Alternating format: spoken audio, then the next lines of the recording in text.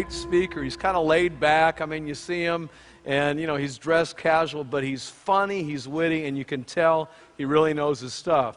And I'm saying that not just by watching him speak.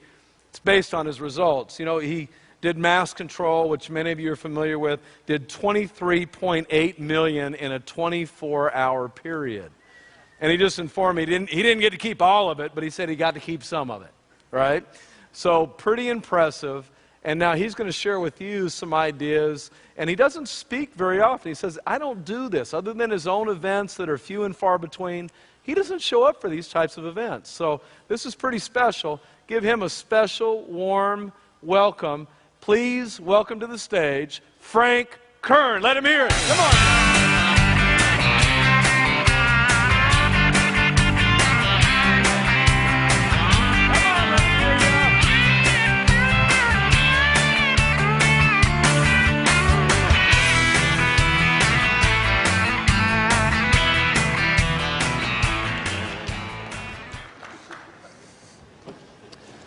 All right, all right, all right.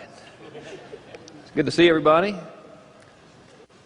Pretty bright lights we got going on here. I hope I don't have some sort of a flashback or something as a result of them. Did you guys get a chance to see the Oscars last night? No? I guess hypothetically speaking, possibly a few people might have been partying in the bar or something. Happens.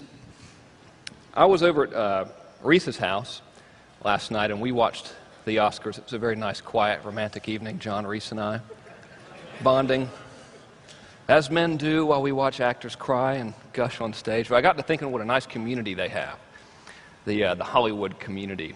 When you strip away all the tabloids and stuff, basically, the Oscars was a reflection of, it was this closely knit group of people who all worked together in an industry and celebrated each other's accomplishments, rooted for one another, and mourned when they lost some of their own.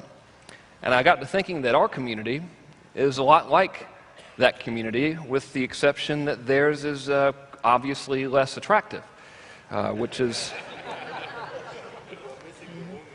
Yeah, but, you know, I mean, they try, you know what I mean, with the makeup and the stylists and everything. They're almost as glamorous as us, but not quite.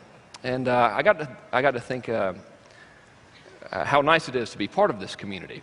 You know, you get to see, you get to come to events like this, and you get to meet new people, and sometimes those friendships can turn to lifelong friendships, and sometimes they can turn to very profitable businesses. I joined this community in 2001 and have made some of the longest and most endearing friendships I've ever had here. And it's a good group of people, and I'm happy to be here. So, let's see here. I've got my notes. I'm going to pretend like I'm not looking at them. Everyone raise your hands, please. Come on, come on, come on, come on. I'm not going to make you, like, throw your hands in the Aya or anything. All right. I became part of this community as a result of buying Corey Rudel's marketing tips thingy, right? Years ago, I think that was in 1999. I know it was, actually, October of 1999. So I believe that most people, you're probably like, dude, shut up. I think that most people probably are here within this community, and not necessarily here today, but just specifically part of this group we have, this family, really, because they bought something, an ebook or a course. So if that is you, keep your hand in the air. Okay? Cool. Now, when I bought Corey's thing,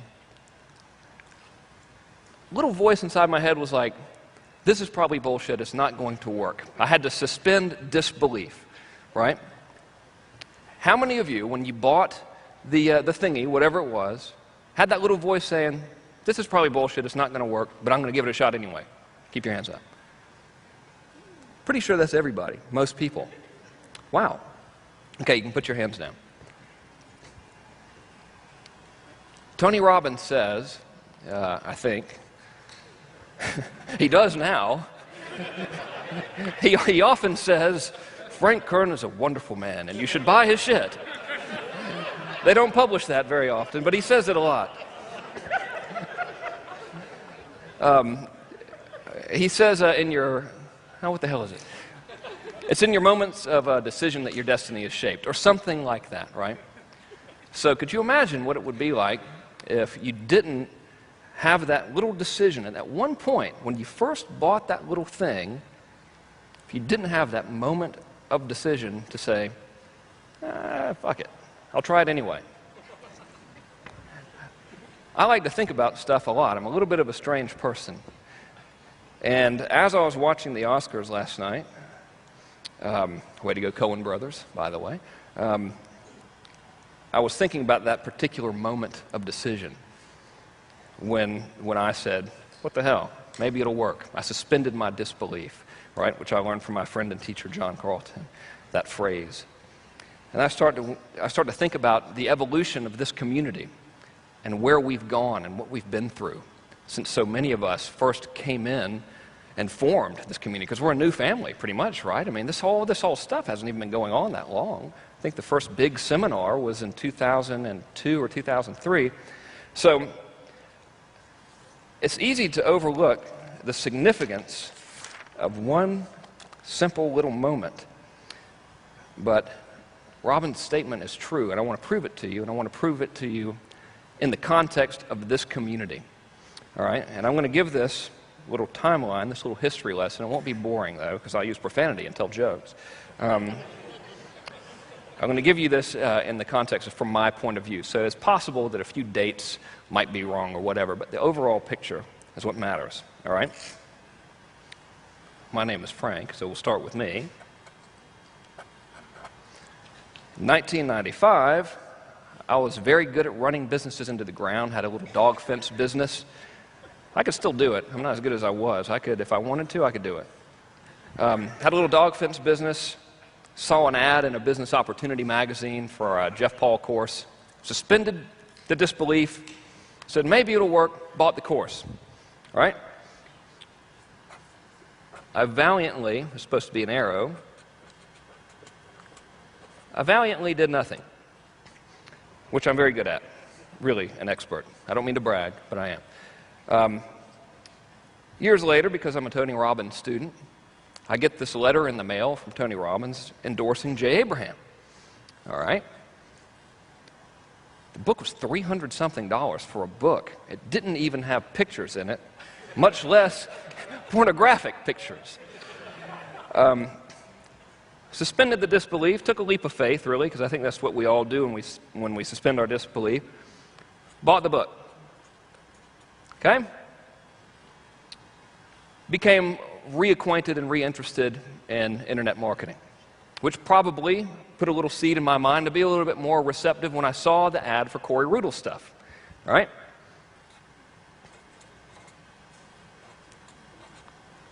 All right. Study Corey Rudel. Things are going okay. No reflection of Corey's teachings, obviously. He was a tremendous and very significant person in our industry, and I think we owe a lot to him, so thank you, Corey. Anyway, got turned on to Yannick Silver, who I learned the idea of selling ebooks from. Right? Everybody knows Yannick. He's a friend of ours. He's part of this community. Takes me to Yannick Silver,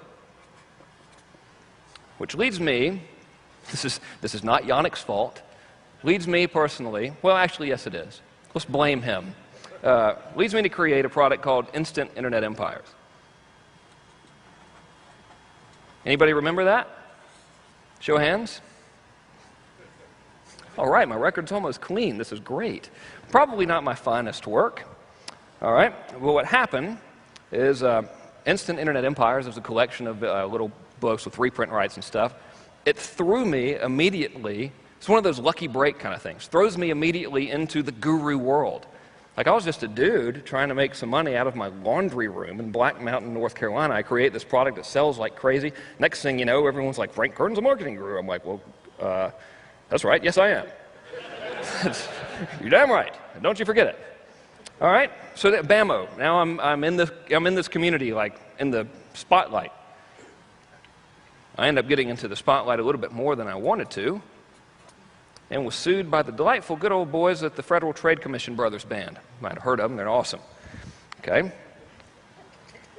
Not as much fun as lots of people would imagine. Okay? Remember this, empires. Now, the whole point I'm showing you this is not to talk about my personal history. It's to emphasize what one moment of decision can mean to a community and possibly to the world. Nothing to do with me personally. Forget me. Pretend I'm anyone you want to. It's not about me, as you will soon see. All right, now right around that same time, right before I got sued by the feds, I go to the first big seminar. We'll just call that Big S. Anyone else there? The very first one in Dallas? Yep, show of hands. Who was there? Not a lot of folks? All right, cool. Old schoolers. I'll tell you who was there that I became friends with after never having heard of them in my life. A couple of guys. One goes by the name of Jeff Walker. The other one, John Reese. Didn't know either one of them. Pretty cool guys. All right? Interesting. It will be, anyway. So we're hanging out at the big seminar in our own little world, and Jeff says something about making 6 figures in 7 days. Wow, says John Reese. Impossible, says I. Not impossible, says J.W. Jeff, can I ask you a question? Did it require any leap of faith on your part to attempt to make the 6 figures in 7 days? No. All right. You just knew it was going to work. There was no shadow of a doubt. I had no idea what it would be. I knew it would be successful. The first time I did a launch, it was a huge leap of faith. I was shocked when someone bought something from me. Okay. So you failed the first time? Is that what you said? I couldn't hear you. I'm sorry. No, I didn't fail, but I thought I was going to fail. Mm-hmm. And they heard the story an hour or two ago. It was $1,600, and I was shocked. So after making $1,600, Frank, if you want to give me specific answers, you got to lead me a little better. Thank you. All right. Here's what I'm going for. Did you think that you were going to make $100,000 in 7 days? All right, no. Thank you. Jesus. I'm not telling you to agree with me, but if you were going to agree with me, what would your answer be? All right. Almost throw off my whole game. I'm up here trying to look like I know what I'm doing. That's what I'm here for, Frank. All right. So Jeff does 6 and 7.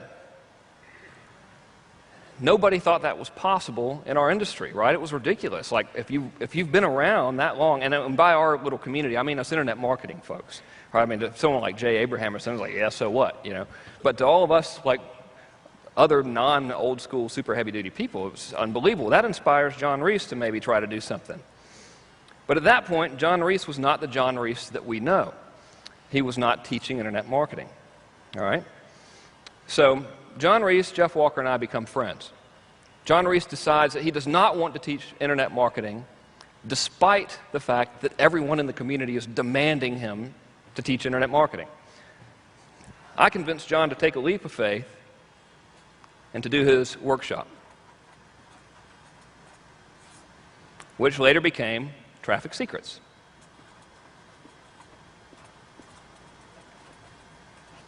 Okay? Now,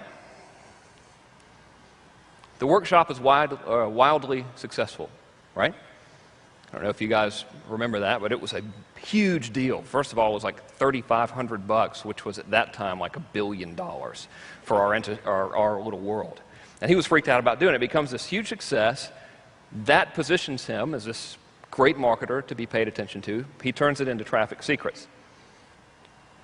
John decides to take a leap of faith and test out this whole launch thing and see if he can't take it to a new level. What happens?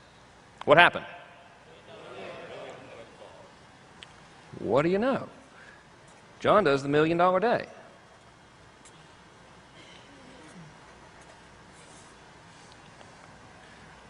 Because we see John do the $1 million day, our entire thinking changes. Our entire industry takes on a whole new mindset. So now lots of folks are saying, well, good Lord, if he could do it, maybe I can too. So after that, I think Jeff was probably like, you know, maybe I'll teach this product launch stuff. Jeff Walker creates product launch formula and a whole slew, which is a real word, of wildly successful launches happen. Let's see, Stomper, butterfly marketing.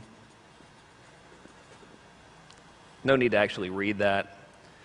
I did the annihilation thing for Neil. Looking at my notes here. Rich did his very first coaching launch, which was extremely successful.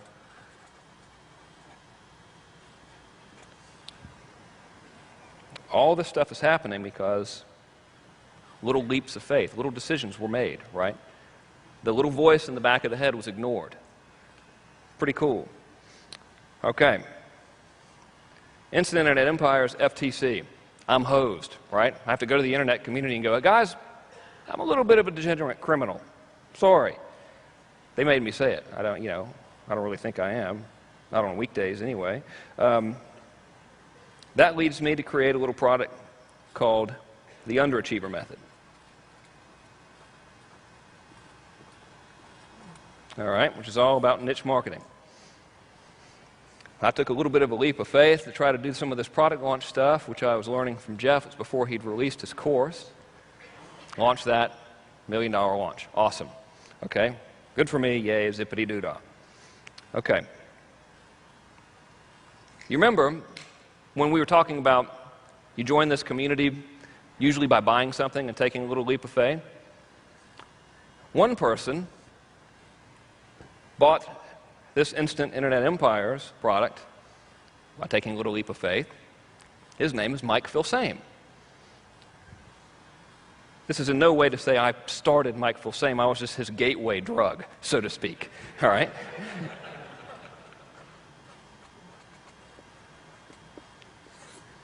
Who, of course, later went on to create Butterfly Marketing and 7-figure code and this gigantic, sprawling empire of down-home country goodness that he has created. Think of what we've accomplished as a community since what I will internally refer to as our inception. Might be historically wrong, but that very first big seminar, it was for me, so this is all from my perspective. We went from a little ragtag band of 100 or so people in a seminar room and thinking that our little in-house lists of 10,000 people was a big deal, and we're all selling little $47 ebooks and everything. That's in 2003. It's now 2008. $1 million days are commonplace. Multi-million-dollar product launches are commonplace. Huge responsive lists are commonplace. Our community has grown from this little ragtag group of semi-outlaw-like kids, essentially, in our basements trying to crank out a living, to this giant multinational community. We're so much more than just who we are now in this room. Like, if you were to try to encompass the entire internet marketing community, it's literally millions of people, just if you combine like Rich's and Phil Same's mailing lists alone. It's millions of people. So we've come a long way. Think of the people that we as a community influence, hopefully for the better, right? Collectively, how many millions of people do you think just us in this room touch every day with our communications and our influence? What do you think it is? I don't know. 15 million people is a conservative guess to me. And then those people might buy your stuff, and then what could very well happen? They might go on to influence others. So, as a member of this community, I honestly feel that I am part of something much greater than myself. And the reason that I made this timeline for you, if you could call it that, this is actually if you were to hold this up to a science book, it would be a molecular diagram of alcohol. But it would match perfectly. There's your sugar right there. If at anywhere during this whole thing, that one moment where we paid attention and suspended, as John Carlton says, and suspended that disbelief, none of this would have happened. we would not be here right now. This whole circumstance would be different if at any time somebody listened to that voice, that this probably isn't going to work voice. So I, for one, pretty damn glad I suspended my moment of disbelief. Okay, stand up, please. So quiet in here. It's kind of freaking me out, yeah? Like, okay, look the other way as I haul ass. All right. Remain standing if you will, just for today, suspend your disbelief and just try something. Doesn't cost you anything. Everybody? Cool. All right, that's it. That's all I wanted. It's more impactful than a show of hands, I think, to see everyone standing. Okay, we got that out of the way. I actually have a real presentation for you. I just wanted to preface it all with this thing because I think this is all very heavy-duty stuff. We can switch to my big fancy PowerPoint presentation now. Video people. What?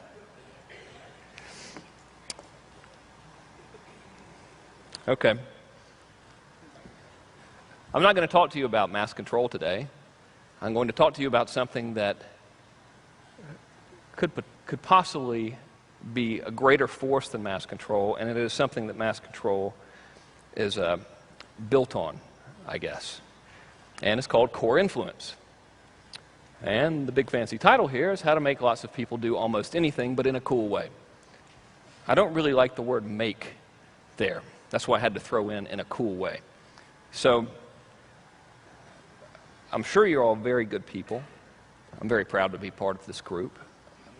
But if you would, please just promise me that you will never, ever in your life use the stuff that I'm going to show you now or ever in the future for bad juju.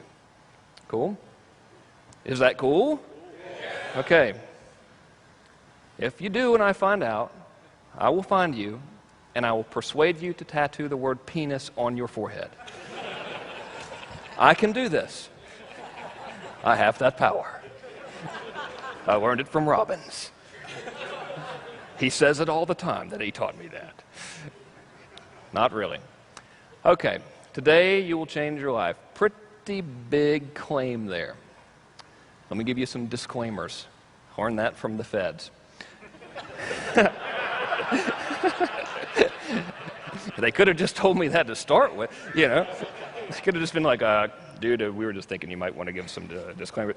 Anyway, disclaimer number one.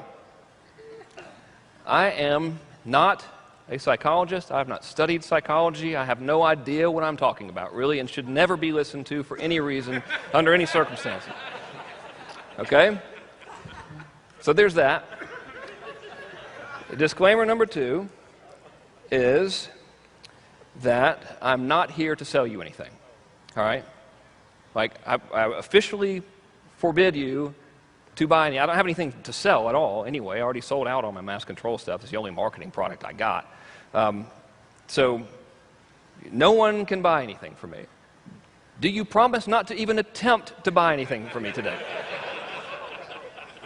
Would you please humor me and say that you will promise not to attempt? Okay.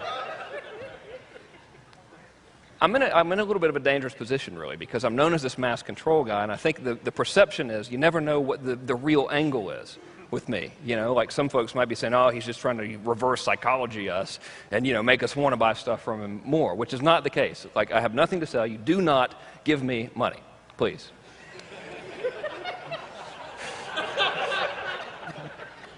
Fine, please give me money. The reason I'm so adamant about this is because we're going to do an experiment later. It's another one where you get to stand. And I don't want you to think that the experiment is some sort of sneaky sales thing, because it's not. I just want to see if this stuff, I just want to see the results of the experiment. So keep that in mind. Seriously, all joking aside, I'm not here to pitch anything. I think Rich would get mad anyway. And the final disclaimer is this is a major departure for me. what I'm going to show you. And this is a bit of a weird presentation, weirder than normal, in fact, or weirder than most. I guess weirder than normal is kind of a stupid thing to say. Weirder than most presentations. It is a 3-part presentation, beginning with a nice, refreshing appetizer of weird, heavy-duty psychological stuff.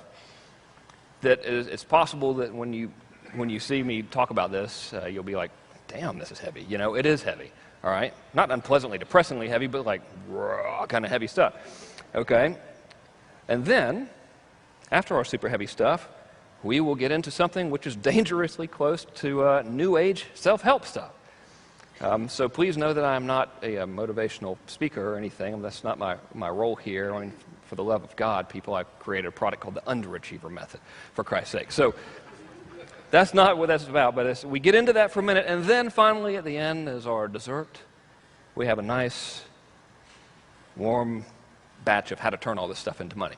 Cool? All right. Awesome. Hooray! Let me ask you a question. Have you ever been in the flow? Like where everything just seems to work out right, where everything's just cool, you talk to people, you're connecting with them, there's like, you have this effortless communication. Everything you do throughout the day is pretty easy, and at the end of the day, you're like, damn, that was awesome. I wish I could be like that all the time. If you've ever had that experience, please raise your hand. Cool. All right. On the flip side of that, have you ever, I guess I'll use this. Have you ever like seen a sales presentation, maybe at a seminar or something, or a business opportunity presentation, where the person said all the right things and did everything perfectly, you know, dressed like you're supposed to dress, said like you're supposed to talk and stuff, smiled and all that stuff, but still, for some reason, you were just kind of like, eh. Yeah, raise your hand. Yes? Okay. Just want to make sure I'm not the only one. And now we will begin. Wow. Did that work? Okay. So, this whole core influence thing, literally, I believe, will give you the ability to get people to do just about anything you want them to do. And there are 2 easy steps. Step 1 is to know what you really want and who you really are. I will submit to you now and repeatedly that the answer to those questions that we hold in our heads right now are false. Step 2 is to know what your market really wants and who they really are. All right, so that's it. Thank you. Yes. Good movie that was. So we'll begin the heavy-duty, weird psychological stuff. I believe that most people carry around with them 2 versions of themselves. All right? The first version is the identity that they walk around in every day. I call it the shell identity. So, for example, the dude who's a banker who's walking around saying, I'm Bob, I'm a banker. I originate loans and stuff. I do banking things. Whatever they may be, I do them seriously. All right? It's the shell identity. It's who you think you are. So, if anyone ever says, just who the hell do you think you are, you can say, I'm the shell identity. The second identity is the person that they really want to be, and that is the identity that people really want. So when Bob's at the bank having the conversation with the teller, Mrs. Jenkins, did you organize the deposit slips and do other banking stuff? Yes, Bob, I certainly did. It was fabulous. And during that whole thing, he's daydreaming about living at the beach or being a rock star or a drug cartel or whatever it may be. That's the identity that he really wants, right? And I believe that that inner identity is our true identity. And I believe this is true for everybody. That person that we daydream about, that life we daydream about, we really want to be that person. That's our deepest core desire. Therefore, I call this the core identity, and I believe this to be everyone's true identity. So I guess to really illustrate it, talking about Bob at the bank doing bank stuff, do you think that Bob at the bank, when he was a little kid, envisioned himself being a banker, going to the bank every day? Do you think he thought that would be awesome, or like he wanted to fly planes or something? Which one? Yeah, fly planes. Okay. It's who Bob really wants to be. And therefore, I think, at the risk of sounding all hokey and everything, fuck it, I'll just sound hokey, I think that's the real Bob. I think the rock star, the baseball player, that's who Bob really is. He's just trapped in this banker thing because of social conditioning, largely as a result of guys like me who make ads. Sorry, Bob. So I believe everyone's core identity is held captive by circumstance and a lack of knowledge. I'll explain circumstance easier because that's the easiest one, or I'll explain circumstance first because that's the easiest one to explain. Bob wants to be a multi-millionaire playboy living in Monte Carlo. Circumstances might prevent that, such as Bob ain't got no money. Easy one, right? Lack of knowledge is the most insidious reason, and that is because I believe that we don't really know who our core identity is. Very few people ever sit around and think about that. Sit around and think about, well, I wish I had a car or a new house or whatever, but that's not really stuff. It's not who we want to be. All right? Stay with me here. Don't make me ask you to jump up and shout and everything. So, core influence. It's the reason why I'm really good at this stuff, at selling lots of things to people I've never met. It's a core influence. Most influence is done on the surface. Call it surface influence or head-to-head influence. Very common stuff. I'm talking to you, you're hearing my words, you translate those into pictures in your mind or whatever. Your brain uses a little bit of logic, your emotions kick in. You say yay or nay, I agree, I disagree, I will do this, I won't do this, whatever. Normal stuff, right? That's how 99.999% of all influence is performed on the surface level, surface influence. Head-to-head, surface-level connection. Works pretty good.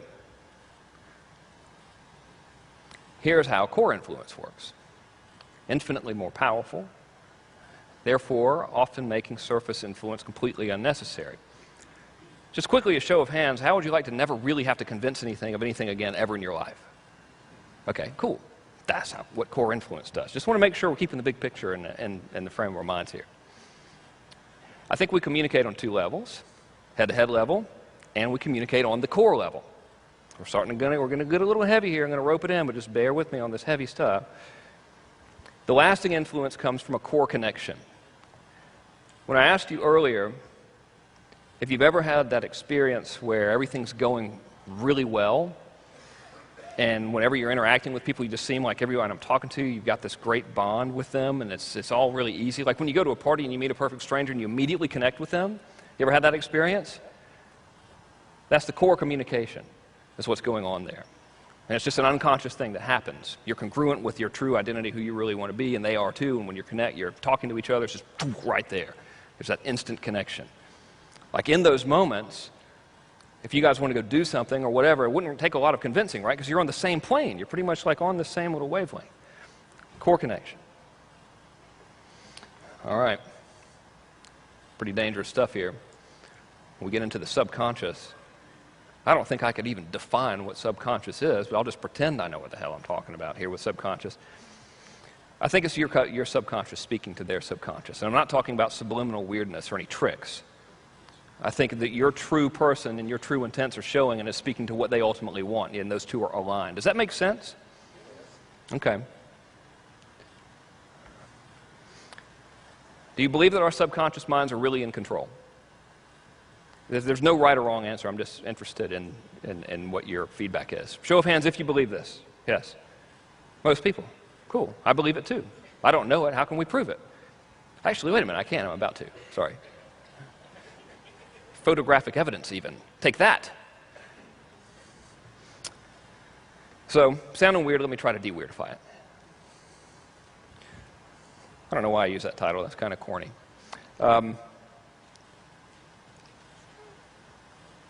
I say you can't really control your subconscious. I think you can guide it anyway.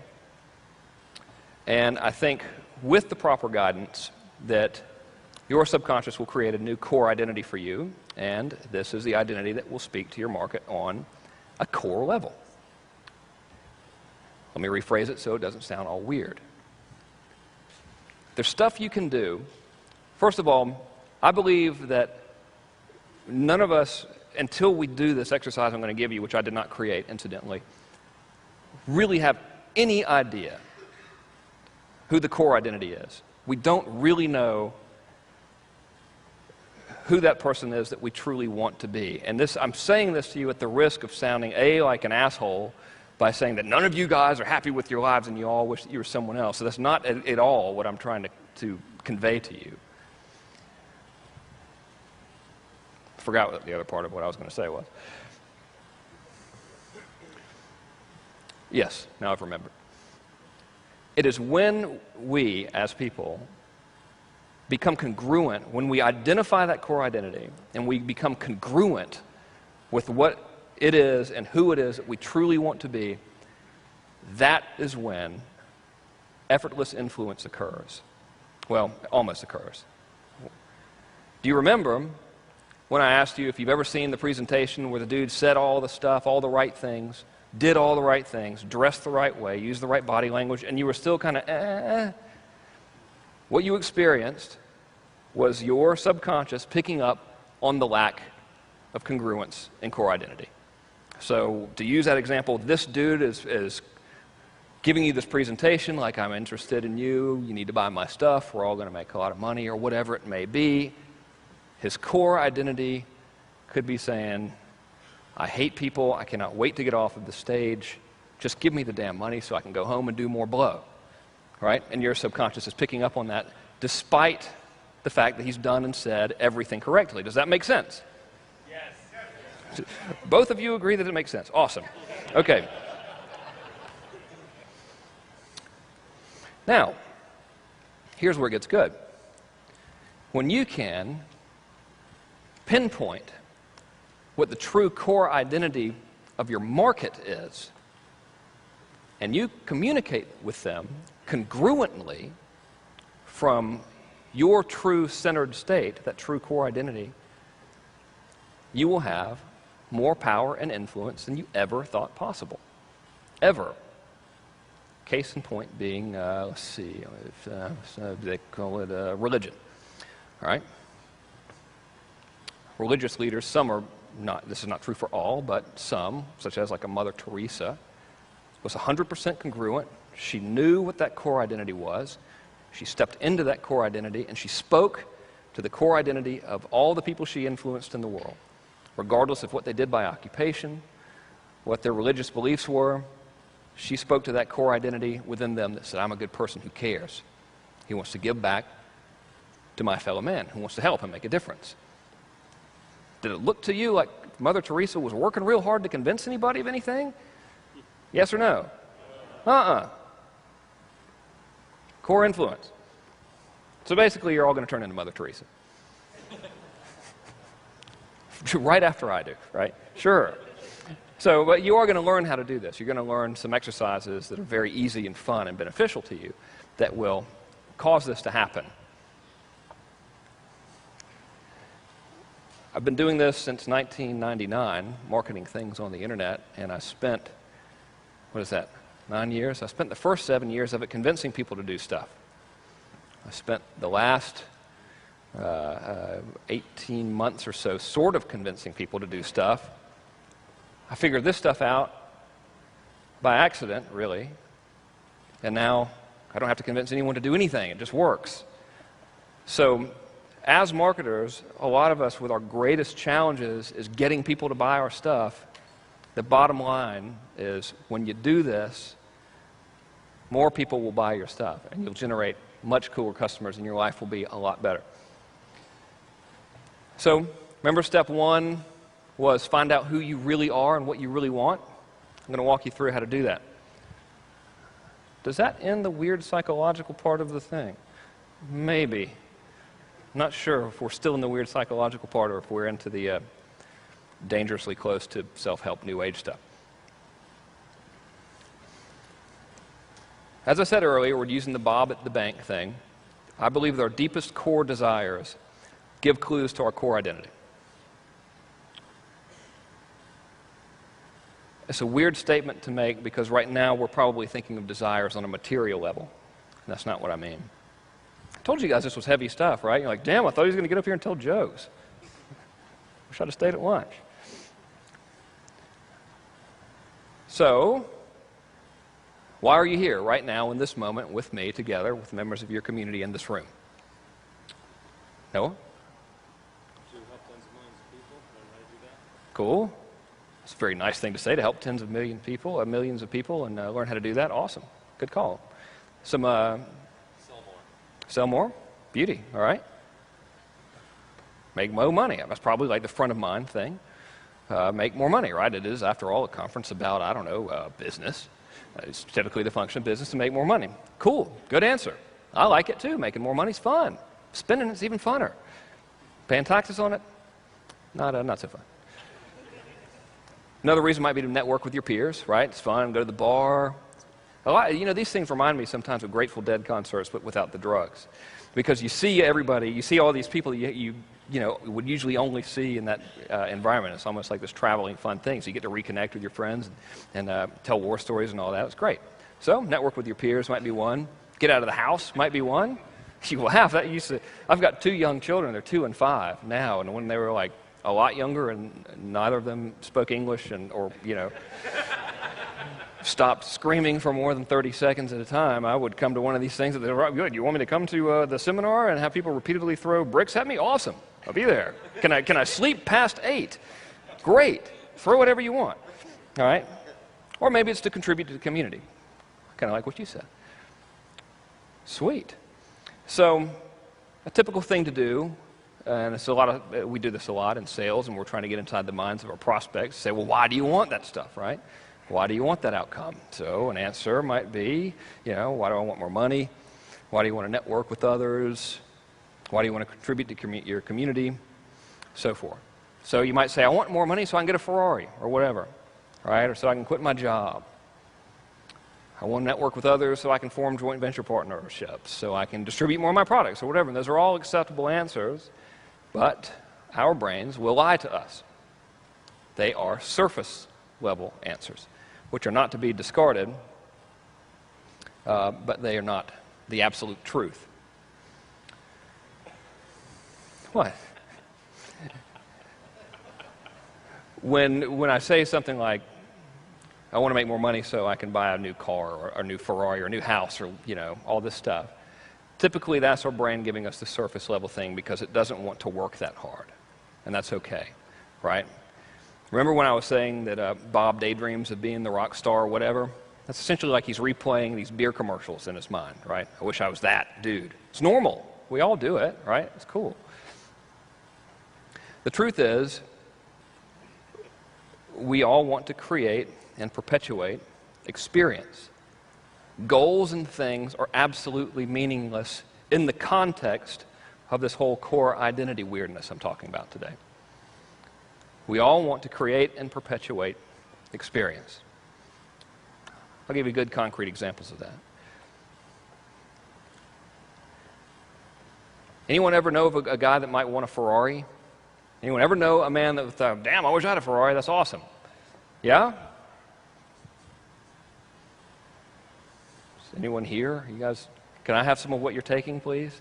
We can get on the same level. Yes or no? Okay. Is that yes, I can have some of what you're taking? Because if you all give it to me, I think it might kill me. All right. Well, when a guy wants a Ferrari, I know because I've gone through the whole Ferrari thing, what we really want is to be like James Bond or something, right? Or whatever internally having that Ferrari means to us. I want to be like James Bond or a rock star or whatever, right? Normal stuff. That's why you want the Ferrari, for the significance, okay? And of course, the big lie is that we tell ourselves and trick ourselves into believing every single day. Millions of consumers believe it too. We're not alone. The big lie is that if you have the Ferrari, then you'll be like James Bond or whatever, right? I can hereby attest to you in front of this council of my peers that not a single flashy sports car that I ever had, and I've had a Ferrari, 2 Porsches, the BMWs, I basically have had them all with the exception of Bugatti, Lamborghini, and Bentley. None of them ever made me any cooler of a person. It totally sucked. I was like, okay, when am I going to become cool? This blows. You know? When am I going to become better endowed? Surely. When I would trade the cars in, the joke that I would tell the salesperson, they'd be like, why are you trading this Porsche in? It's awesome. I'd say, well, the penis extension mechanism is clearly broken. This didn't work at all. What else do you got? Well, maybe you should try the Ferrari. Okay. Nothing. Right? What we really want with all these goals and things and bullshit that our brains tell us is experience. You want that feeling and experience of feeling like James Bond. You want the experience with the Ferrari thing. Not you, we, whatever. I'm not preaching at you. We want the experience of having the heads turn or whatever and feeling like that rock star. Right? Yes? Cool. Okay. So, I'm going to show you an exercise in a second that changed my life. That's a really weird thing for me to say, because normally when I hear about life-changing and stuff, I'm like, oh, God, you know, but it did, and I didn't even know what was going to happen when I did it. I just did it for the hell of it.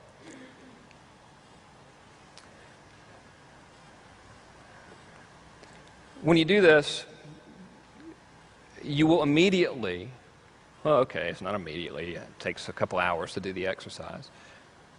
So after a couple of hours, you will get clear focus of what your true core identity is. The freeing feeling from that is absolutely overwhelming because it strips out the bullshit. It turns off the beer commercial and helps you get down to what's real. When you communicate from this core place, you're centered, stable, and focused. Cool. You also attract matches, and you're able to influence people effortlessly, specifically when you attract a match. Now, what a match is someone whose core identity is similar to yours. Let me ask you a question.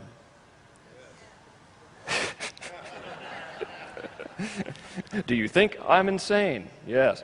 All right, great. Show of hands if your idea of a good, fun life is to build a business where you have customers who are dramatically different than you and you don't really like them. Okay, cool. Would it be fun to build a business and have customers who are a lot like you and you do genuinely like them and they do genuinely like you? Pretty fun. That's what I mean by you magnetically attract matches. Because when you're totally congruent and you have stepped into that core, and as you'll see, you actually will begin, or at least it happened to me, you'll begin to live that life that you map out. It's bizarre. You will magnetically attract matches because they will see internally, subconsciously, heavy shit, I know, but they will subconsciously be drawn to you because you are within the place that they want to be. Does that make sense? Cool. All right. This is all new stuff for me, so I was really stressed out about teaching this. I was like, this is either going to go over or people are going to think I'm the weirdest person in the world. I don't really know if there's much I can do about the second part of that, but hopefully it goes over and you guys get it and dig it. And plus, like me, you just might actually stumble into a new and better reality and experience the following. Does this sound hokey to anybody, by the way? It's okay if it does. I'm not going to be pissed off. Yeah, I mean, just please, someone say it sounds hokey to them so I won't look stupid here. One dude. Okay, thank you. Thank you for having it. Thank you for being honest with me and telling me that it sounds hokey. I used to think the type of stuff I'm talking to you about right now was the single biggest load of bullshit, only to be surpassed by something I could make up myself. All right? And probably the reason why is because I've been around lots of psychotherapeutic stuff. My mother's a psychotherapist, so I think she used me as a guinea pig. So I had this, I know she's like, well, let's see what happens if we put him in the room with this subliminal message, you know, like, thanks. Thus explaining that incident with the cantaloupe. What? I just put salt on it. What the hell is wrong with it? Man, Rich said it was going to be like a nice professional place, and here you guys are. So it's cool if this sounds hokey, all right? Let me tell you where I was before I did this. I had the Porsche. Ooh, I had me one of them Ferraris. Yay. I want you to keep in mind how significant that is to a guy my age, right? Especially my age back then, like a young dude, you know, that's like, oh, Jesus, for some reason we're compelled to believe that's like going to make you the happiest person in the world. Again, probably because of people like us are convincing them that they're going to be, yeah, but still. Got to fly around on private jets, no shit. My daughter is 2. Her very first time in an airplane was on a private jet. Flew her and my family to Deer Valley. Took them skiing. Took my mom. Moved to San Diego. Private jet. It was awesome. Right? Pretty cool. Had time freedom. I lived in Macon, Georgia. I could do anything I wanted to do. Unfortunately, there was nothing to do in Macon, Georgia. But had there been anything to do, I could have done it. If I could have done anything other than like go to lunch and go to Barnes & Noble and then go like to post lunch and then go to Barnes & Noble again, I could have done that, hypothetically speaking. All right? I kid you not, we had like this near family crisis trying to determine which big fancy mansion to buy.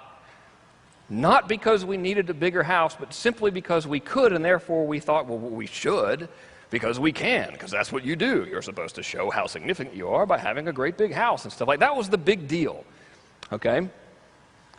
Does that sound like a bad life or a good life? Really? I mean, those are your big problems. Not so bad, right? It's absolutely fucking miserable. Horrible. I mean, totally miserable. Get up in the morning, what now? I go to my office, which overlooked the Loaves and Fishes homeless dude bread line and stuff.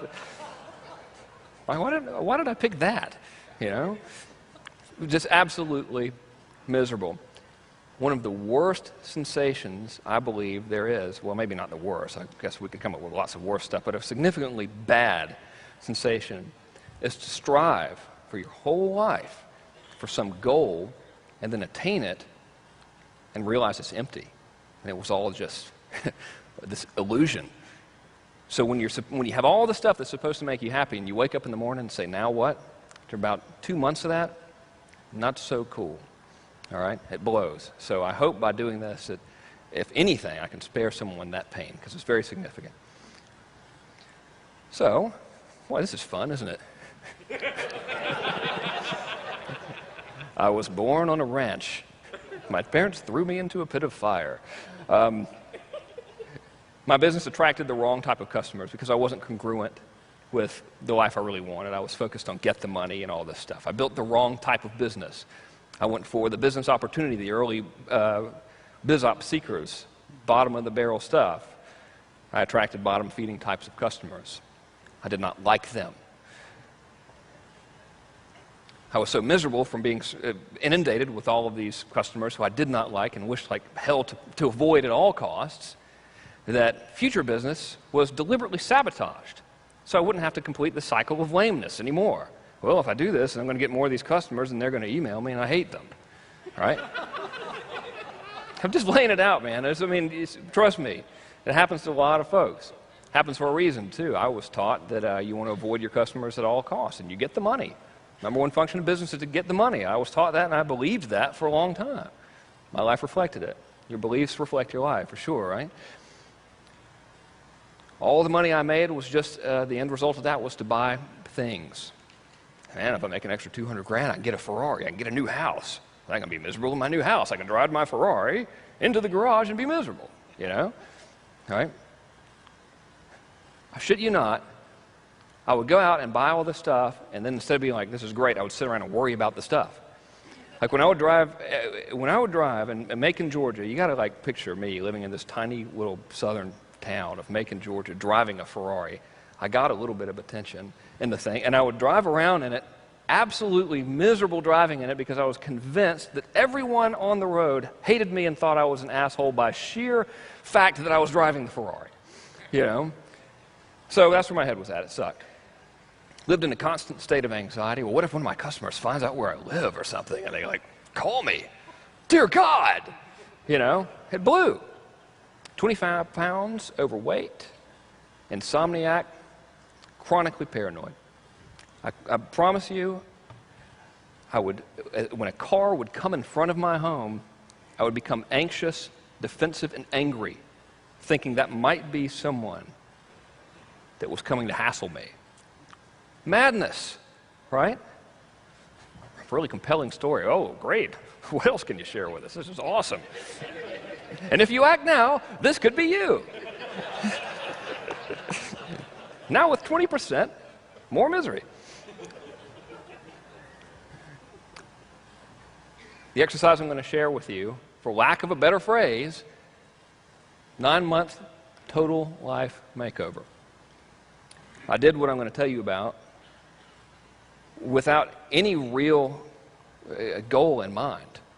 I just wanted to figure out what the hell I wanted, because here I am, I'm buying all these things, I'm still miserable. We have this big dilemma on which fancy house. We literally went to see what the most expensive house we could possibly buy was, so we could just find that one, thinking, well, that's that'll be good, right? Yay. I went from that state to a significantly better life, which I'll share with you in a minute.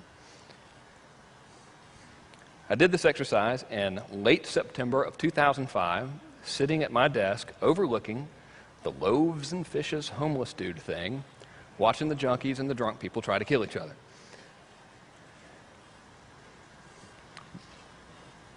Remember, I was miserable, right? Hated my customers. As a result, income had declined because I was sabotaging my business. In November of 2005, did my first serializer launch. Made $360,000 in 9 minutes. Holy shit. Attracted customers I liked. Pretty cool. December of 2005, I launched a product called Ultra Underachievers. Instant $100,000 per month recurring revenue business. Dang old diggity.